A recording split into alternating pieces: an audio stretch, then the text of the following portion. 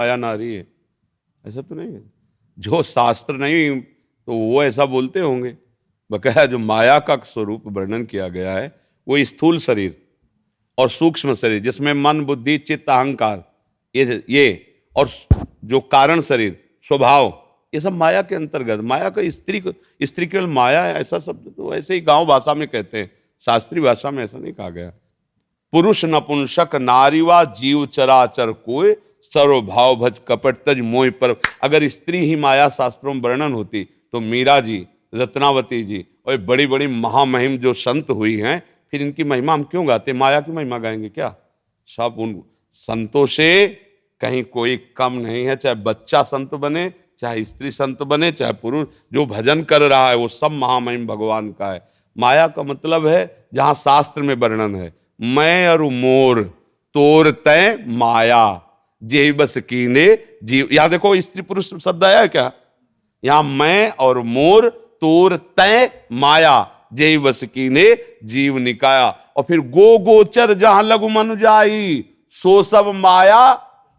महाराज जी एक जगह और सुनने में आता है औरत को नरक का द्वार भी कहा जाता है। महाराज जी ये कथन भी औरत को नरक का द्वार नहीं कहा जाता, औरत को भोग बुद्धि से देखना नरक का द्वार है।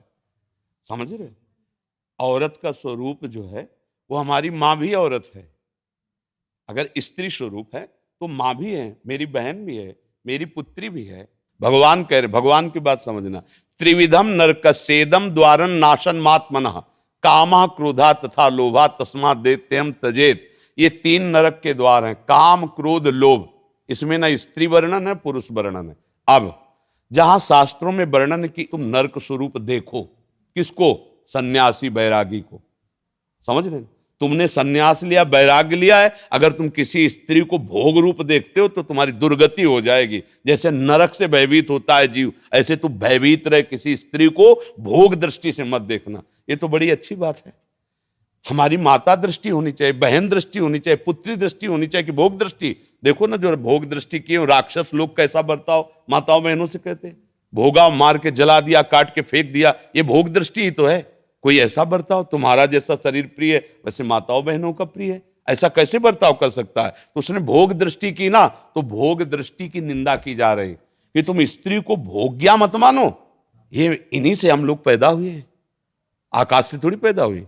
यही माताएं हैं, इन्हीं से बड़े बड़े बलवान, बुद्धिमान राजा, महाराजा, ऋषि, मुनि सब इन्हीं से उपजते हैं। इनको भोग नरक का आ जाएगा तो हम सब नरक ही तो है ना, हम सब फिर नरक हुए ना, क्योंकि पैदा तो इन्हीं से हुई है ना। कोई भी महात्मा हो आकाश से थोड़ी उतरा है, माता से तो पैदा हुआ है, तो वो माता आप ही लोगों में तो होती है। किसी भी माता से, अच्छा कोई ऊपर से नीचे तक, चाहे लोक में देख लो या परलोक में, जननी के सिवा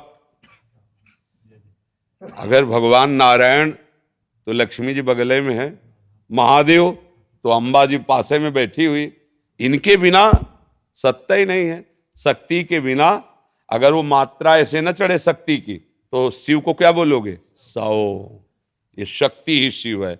ऐसे ही तुम्हारे जीवन की एक साथी स्वरूप बन करके भगवान आए हैं, तुम्हें दुलार करने के लिए, तुम्हें सुख पहुंचाने के लिए। माता की तरह भोजन बना के पत्नी दुलार करती है, मित्र की तरह तुम्हें सही सलाह देकर तुम्हें सुखी करती है, सर्वस्व अपना अर्पण कर। उसको नरक कैसे? हाँ अभी बताया कि जहां शास्त्र में लिखा उनके लिए। अब तुम वैराग्य ले लिए हो, सन्यास लिए हुए हो, और माताओं बहनों को गंदी दृष्टि से देखोगे तो क्या होगा? जो तुम भोग दृष्टि कर रहे हो। नहीं तो क्या शास्त्र आदेश करता है? जननी समझानो पर नारी। तुम्हें माता के समान देखना चाहिए। तुम भोग रूप देखते हो, मतलब तुम स्वयं नरक के अधिकारी हो रहे हो केवल देखने मात्र से। उसका भाव समझना। अब ऐसा नहीं कि शास्त्र नारी की निंदा करते हैं, नहीं। किसी भी बहन बेटी को तुम गंदी दृष्टि से देखो, तुम्हारा सम्मान होगा क्या? दृष्टि तुम अपनी बदलो। मतलब तुमने नारी की तरफ भोग दृष्टि से देखा, नरक के अधिकार तुम्हारे फिट हो गए। नरकश नारी मतलब नारी को तुम भोग बुद्धि से देखा, तुम्हारा नरक का बिल पास हो गया है। तो बात समझनी है। अगर उसको ठीक समझ नहीं है तो आपकी बात को गलत ढंग से पेश करके वो फिर निंदा का कारण बन जाता है कि शास्त्रों में नारी की निंदा की। ऐसा नहीं है, सावधानी का वर्णन किया गया।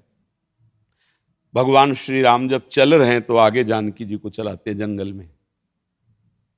अगर घर परिवार में कहीं अंदर है तो आगे पति और पीछे पत्नी, लेकिन अगर जंगल है, भयावह स्थिति तो आगे पत्नी, पीछे सुदृढ़ उसकी रक्षा के लिए चल रहे। मतलब भाव को समझना है। जैसे कहा जाता है माताओं बहनों के लिए सुरक्षा अति आवश्यक है, आवश्यक है। शास्त्रों में जो कहा गया है कि उद्याने च मद्यपाने च राजद्वारे पितागृहे बिना अज्ञान गंतव्यम बरयाचति वरांगना, वो ब्याह के समय कहा जाता है कि किसी जंगल में बगीचे में कभी अकेले मत घूमना, पति को साथ लेकर ही जाना।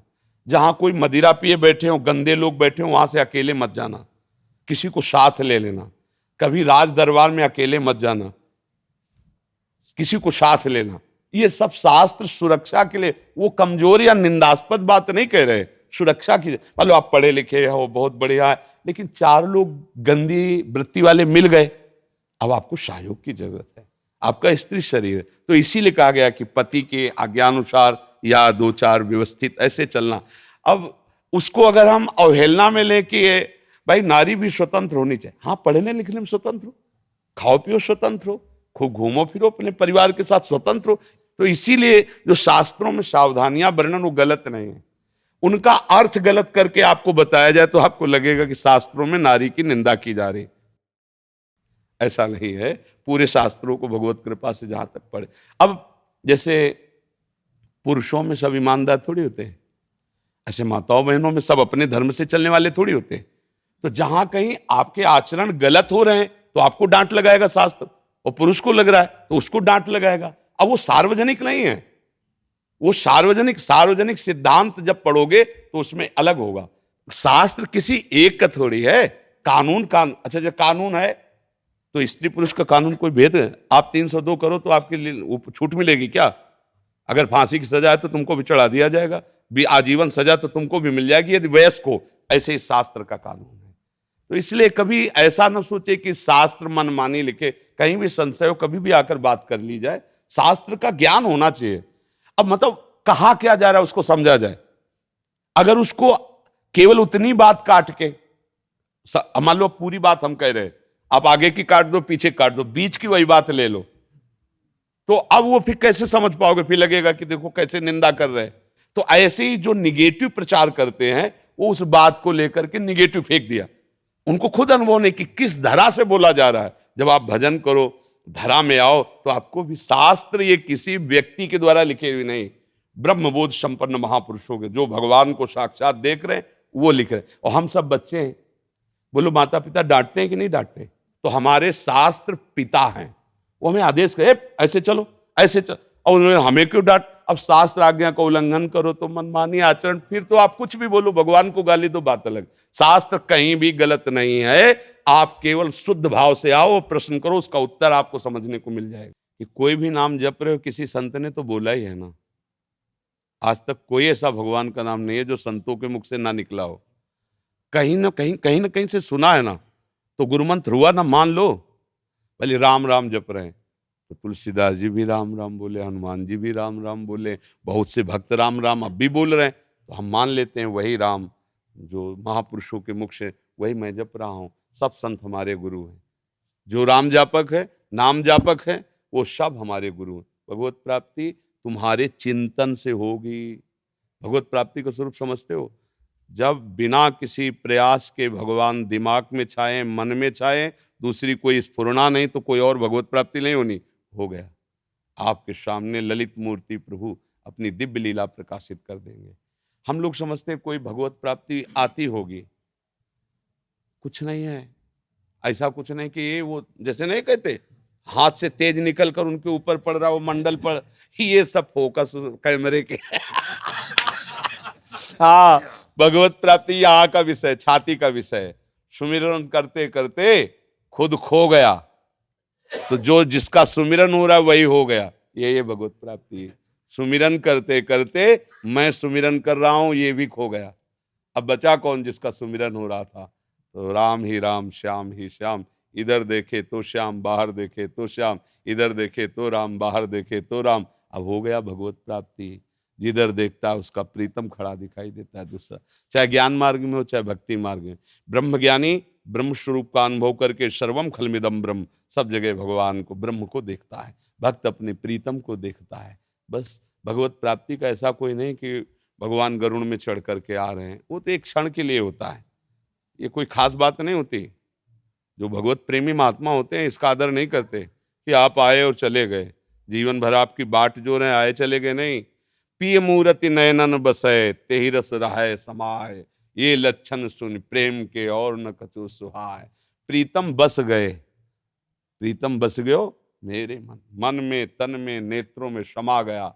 अब उसको जो सुख मिल रहा है वो किसी और साधन से नहीं, और ये केवल भजन से मिलता है। प्रेम मूल यह नाम है, प्रेमी रसिक जपत यह नाम, तो प्रेम मगन निज बन विश्राम, श्री हरिवंश जहारा है। नाम ही प्रेम को प्रकाशित करता है। राधा राधा राधा राधा, सब काम बन जाएंगे, सब पाप नष्ट हो जाएंगे, सब कामनाएं पूर्ण हो जाएंगी। पर लगो, कोई भी, हमारे सत्संग में भी कह रहे, कोई भी तुम्हारे दुख से तुम्हें बचा ले, कभी तो हमें बता देना आके। जब तक तुम भगवान का आश्रय लेकर भजन नहीं करोगे, तुम्हारे पाप नष्ट नहीं होंगे, तो ये क्रम चलता रहेगा। पुण्य से सुख आएगा और पाप से दुख आएगा, लेकिन सुख दुख दोनों दुख रूप ही हैं, दोनों दुख रूप ही है। क्योंकि इस दुखालय में जो सुख का लेबिल चढ़ के आया वो भी दुख है। भगवान बोल रहे दुखालय दुख यो नया, सुख है तो परम सुख भगवान के भजन में, भगवान के आश्रय में। नाम जप करो, तुम्हें कहीं भागने की जरूरत नहीं, किसी से आशीर्वाद मांगने की जरूरत नहीं, सारे आशीर्वाद आपके पास आ जाएंगे अपने आप। जा पर कृपा राम की हुई, ता पर कृपा करे सब। और भजन न करो, तुम सोचो हम करेंगे दुराचार, हम करेंगे मनमानी बेविचार, और कुछ लाख 2 लाख महात्मा दे देंगे, वो हमारी रक्षा कर ले, कुछ चले होले वाला। हमारी बात पक्की समझ लो। हाँ, तुम स्वयं राम राम जपो, कृष्ण कृष्ण जपो, किसी से आशीर्वाद की जरूरत नहीं, सब मिल जाएगा। विश्वास मान लो, आप विश्वास मान लो, केवल विश्वास की बात कह रहे हैं। नाम जैसा कोई मित्र नहीं, नाम जैसा कोई अंगरक्षक नहीं, नाम जैसा कोई हमारा सहायता करने वाला नहीं। और नाम नहीं है, आप ध्यान देना, द्रौपदी जी भक्त हैं, सभा में निर्वस्त्र की जा रही हैं, कोई नहीं बचा पा रहा, भगवान भी देख रहे, पर जब पुकारा हे कृष्ण द्वारिका, सब आश्रय छोड़कर यही नाथ प्रकट हो गए। यही बाजू में ही पटुका बनकर, धोती बनकर, एक भी क्षण ऐसे हटा नहीं पाया दुशासन। मेरे भगवान की भी इच्छा है कि तुम मुझे पुकारो, मुझे भजो, तभी तुम्हारा मंगल होगा। भगवान कह रहे हैं ना, मन मनाव हो मत भक्तो माद्यादि माम नमस्कुरु। ये सब बहुत चिड़चिड़ापन पैदा होता है कि लोग श्रद्धा करके संतों के पास जाते हैं, भैया पैसे लगाए, किराया और भाव करके आप आए, आप नहीं समझ रहे हो कि तुम्हारा कल्याण किससे होगा, तुम्हारा मंगल किससे होगा। सच्ची मानना, कोई किसी के कष्ट को निवारण कर सकता है तो फिर वो कभी कष्ट में पड़े ही ना। आप विचार करके देखो, जीवन हुआ है, कभी किसी को ऐसे दर्द दिया हो पता नहीं, पर भयानक दर्द है, दोनों किडनी खराब है, डायलिसिस होता है, क्या पूर्व में पाप है, जकड़ लिया है, आकर के अपना भोग भुगा रहा है। पर ये कृपा है कि इस जन्म का क्रियमाण प्रियाजू के चरणों में, तो कुछ बिगाड़ नहीं पा रहा। राधा राधा राधा, जब चाहो बुला लो, जब चाहो रखो, जैसे चाहो वैसे रखो। तो अगर ये भ्रम हट जाए ना सब लोगों का कि हमारा कहीं छूछा जंतर मंतर से कुछ काम बन सकता है, तो आस्तिकता आ जाए, वास्तविक आपका कल्याण हो जाए। पर भागे घूम रहे हैं, तेरे दरवाजे आकर महात्मा तेरे को आशीर्वाद दे के जाएंगे, केवल तू नाम जप कर, गले पड़कर आशीर्वाद दे जाएंगे, कुछ लेंगे नहीं, गले पड़, तू ये ले ले बेटा, मेरा आशीर्वाद ले ले, देने आएंगे। केवल मैं तुम्हें कृत्य करने आया हूं, बस जा रहा हूं, मुझे कुछ नहीं चाहिए, मैं भगवान के द्वारा प्रेरित हूं, तुम भजन करते हो, जाओ तुम्हारा मंगल हो। अब यहां करो पापाचरण और सोचो कि सेव संतरा देने से, रुपया जमा करने से दुख निवृत्ति हो जाए, भूल जाला, कुछ नहीं, ये मायाधीश की माया है, कुछ नहीं। सच्चाई पर चलो, अच्छे आचरण करो, किसी को दुख मत दो, भगवान का नाम जप करो। बाल बांका भी निकल सकता कोई, गृहस्थी में हो, पदाधिकारी हो, कोई भी हो, सब सुरक्षित रहोगे। अंगरक्षक सुरक्षित नहीं रख सकता, वो हर समय मतलब दिल फेल हो रहा है, रक्षा क्या करेगा, लेकिन नाम चल रहा है और वो रक्षा करना चाहता है तो धड़कन को कम नहीं होने देगा है हर का। अब कल डायलिसिस हुआ है, शाम को कुछ पाया नहीं, क्योंकि ऐसी स्थिति कमजोर हो जाती है। अभी कुछ खाने का, अब वो तो 9 साढ़े 9 बजे श्री जी का प्रसाद मिले, लेकिन दहाड़ रहे, किससे दहाड़ रहे, श्री जी के बल से दहाड़ रहे, नाम के बल से दहाड़ रहे। नहीं तो अभी अभी अगर हम स्वीकार करें कि हम किडनी फेलियर डायलिसिस मैन, तो अभी लो हो जाएंगे। बिल्कुल लो नहीं, तुमसे ज्यादा पावर में बैठे हैं। तो भगवत आश्रय, ये सारा चमत्कार हमारे प्रभु ने इतने में किया है, जानते हो, इतने में, निमिष मात्र में पूरी सृष्टि का रचना और पालन और श्रृंगार कर दे।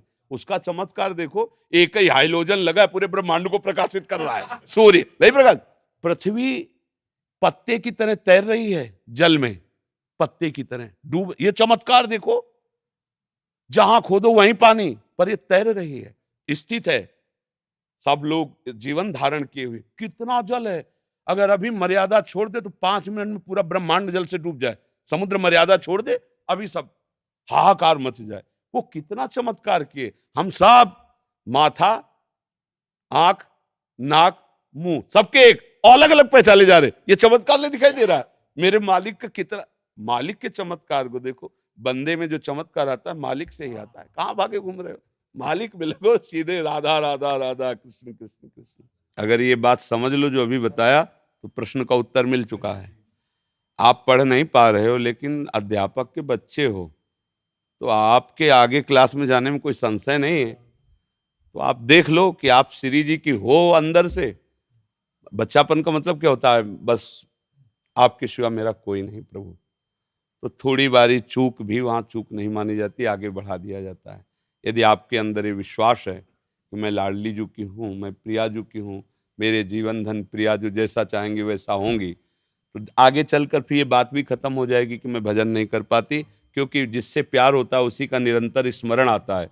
प्रियाजू से जब अपनापन होगा, शरणागति हो, तो फिर भजन हम किसका करेंगे, वो अपने आप याद आएंगी, राधा राधा राधा राधा। अब ये आपको देखना है आपके हृदय की गति क्या है, साधन पक्ष पे है या आश्रय पक्ष पे है। अगर नहीं, आश्रय नहीं, तो जो करोगे वही मिलेगा। भजन करोगे उसका फल मिलेगा, बुरा कर्म करोगे उसका फल मिलेगा।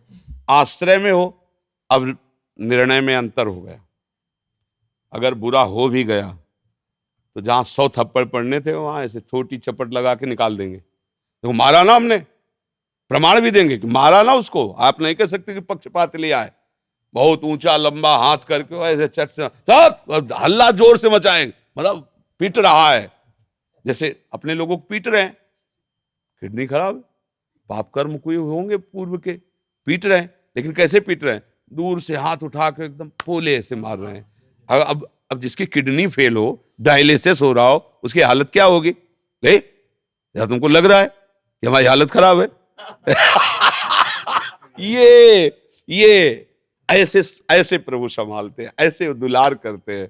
प्रभु का आश्रय ले लो, जो भले सो भजन करो, पर गलत आचरण मत करो, गंदे आचरण मत करो, किसी का बुरा मत करो। तुम्हारा बुरा नहीं होगा, भगवान मंगल कर देंगे।